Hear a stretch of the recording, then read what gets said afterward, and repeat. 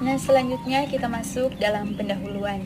Kosmetik krim pemutih banyak mengandung bahan kimia berbahaya bagi kulit seperti merkuri, hidrokuinon, asam retinoat, dan zat warna rodamin. Nah, bahan-bahan tersebut telah dilarang ditambahkan dalam produk krim pemutih berdasarkan Peraturan Menteri Kesehatan RI nomor 449/Garing-per/5/1998. Salah satu bahan kimia yang sering digunakan adalah asam retinoat. Pada kemasan biasanya tertulis tretinoid. Nah, selanjutnya kita masuk dalam hasil pengamatan terhadap seorang bayi yang dilahirkan oleh seorang wanita yang menggunakan asam retinoat dengan kadar 0,5%.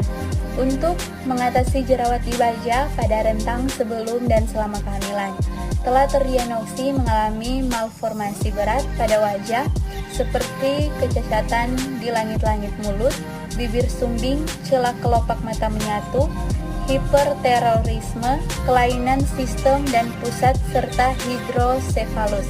Nah, kasus lainnya melibatkan seorang wanita yang telah menggunakan krim asam retinoat dengan kadar 0,5 selama sebulan sebelum menstruasi terakhir dan selama sebelum minggu pertama kehamilan.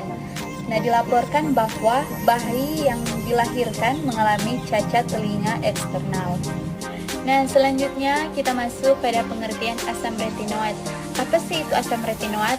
Asam retinoat itu adalah jenis obat keras yang hanya dapat dibeli dengan resep dokter. Nah, namun kenyataan banyak produk kosmetik yang dijual bebas di pasaran dengan kandungan asam retinoat. Nah, bahaya dari penggunaan asam retinoat ini adalah menyebabkan kulit kering, rasa terbakar, dan teragonik. Nah, berdasarkan permasalahan yang ada di atas, maka dapat penelitian ini akan dilakukan analisis kualitatif dan kuantitatif terhadap asam retinoat tergantung pada sediaan produk krim pemutih Malang yang dipasar di Kota Malang secara kualitatif dengan menggunakan kromatografi lapis tipis dan secara kuantitatif menggunakan spektrofotometri UV vis.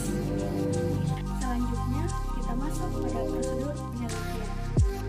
Prosedur yang pertama, analisis kualitatif dengan ALT.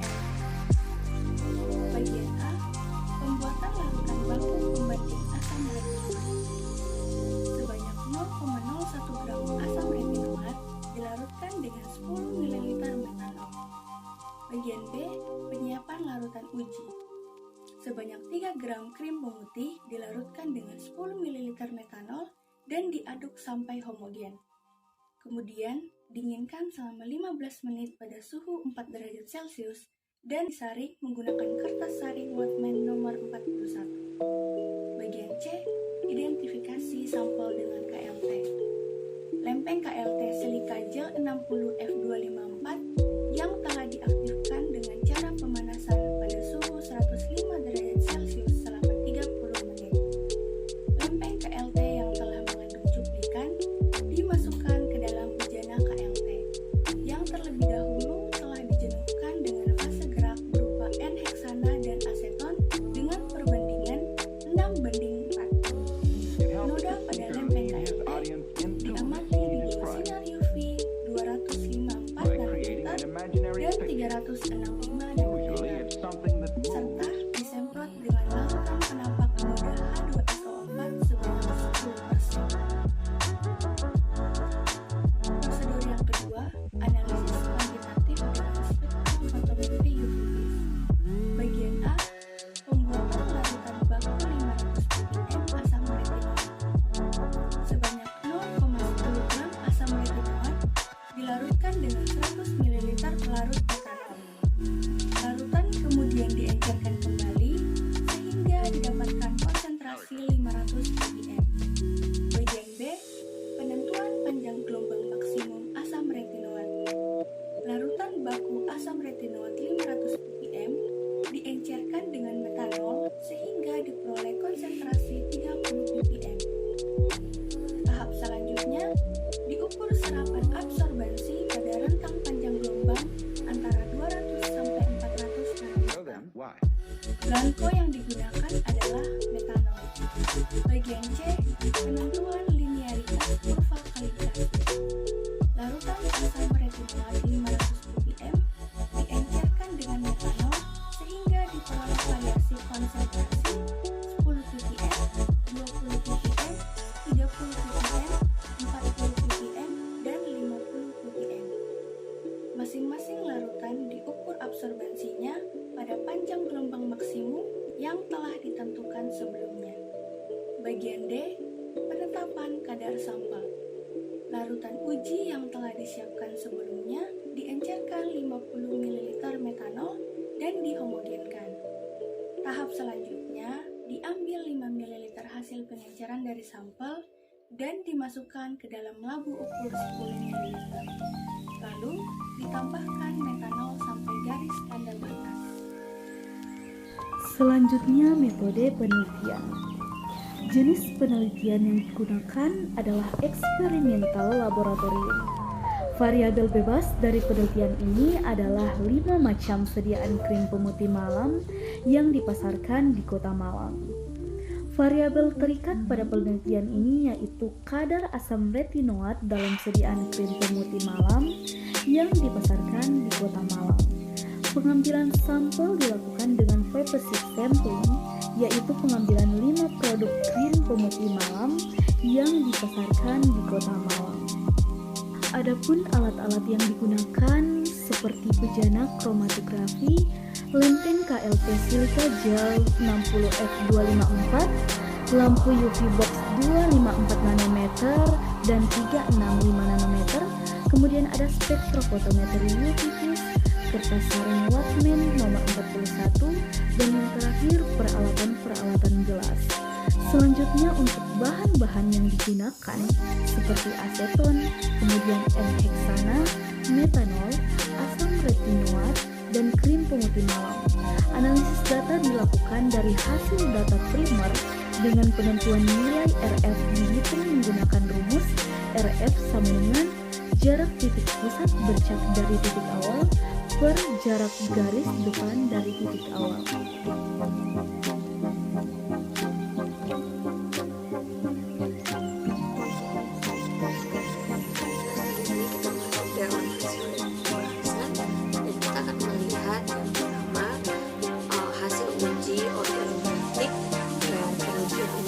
Berdasarkan analisis penelitian. Nah, hasil uji organoleptik menunjukkan bahwa kriteria krim yang mengandung asam retinoat yaitu berwarna kuning pucat hingga kuning merah, berbau asam dan menyengat, tekstur lengket, dan terlihat mengkilat. Berdasarkan hasil uji organoleptik bisa dilihat bahwa untuk sampel A tidak seperti kriteria krim yang mengandung asam retinoat. Sedangkan untuk sampel B sampai E menunjukkan kriteria krim yang mengandung asam retinoat. Nah, selanjutnya kita akan membahas hasil analisis kualitatif yang dilakukan menggunakan kromatografi lapis tipis. Di bawah ini adalah gambar hasil penyinaran lampu UV 254 nanometer dan 365 nanometer. Dengan keterangannya itu, untuk S adalah baku pembanding asam retinoat, untuk bulat berwarna merah bercak baku pembanding, dan untuk bulat yang berwarna kuning merupakan sampel krim pemutih malam. Nah, pada gambar di bawah ini menunjukkan bahwa pada hasil kromatografi lapis tipis uji pembanding asam retinoat dengan sampel krim A sampai E. Nah, pada sampel krim A tidak terlihat adanya bercak, sedangkan pada sampel B, C, D, dan E memiliki warna yang sama dengan baku standar, yaitu memiliki bercak berwarna biru di bawah sinar ultraviolet dengan panjang gelombang 254 nanometer. Hal ini diartikan bahwa 4 sampel yang diteliti selain sampel A terdapat atau kemungkinan mengandung asam retinoat.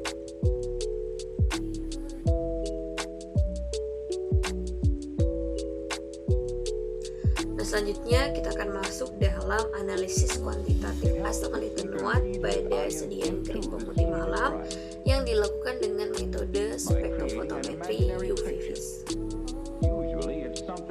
Nah, menurut hasil yang diukur lewat spektrofotometer UV-Vis ini, dengan pertama diukur panjang gelombang yang diukur dari gelombang 200 nanometer sampai 400 nanometer, lebih spesifiknya itu di 340 nanometer, dan untuk nilai absorbasi yang didapatkan itu 0,427. Dan selanjutnya itu didapatkan kurva baku dengan persamaan Y sama dengan 0,0088X ditambah 0,1506 dengan R kuadrat sama dengan 0,9951. Dapat dilihat pada tabel ini bahwa untuk kadar asam retinoat pada sampel, untuk sampel A tidak memiliki presentasi kadar asam retinoat, sedangkan pada sampel B sampai E memiliki kadar asam retinoat. Nah, menurut BPOM RI yang dilansir dalam Peraturan Menteri Kesehatan RI nomor 445, asam retinoat termasuk zat kimia yang dilarang pada produk krim pemutih. Penggunaan asam retinoat hanya diperbolehkan apabila disertai dengan resep dokter. Berdasarkan hasil analisis ini, sampel sediaan krim pemutih malam tidak aman digunakan karena dijual secara bebas tanpa pengawasan dokter. Asam retinoat dapat menimbulkan risiko berbahaya bagi tubuh. Di antaranya dapat menimbulkan peradangan pada kulit seperti rasa terbakar, menyengat, kemerahan, eritema, dan pengerasan kulit. Asam retinoat juga memiliki efek sebagai zat teratogen yang dapat menyebabkan cacat pada janin.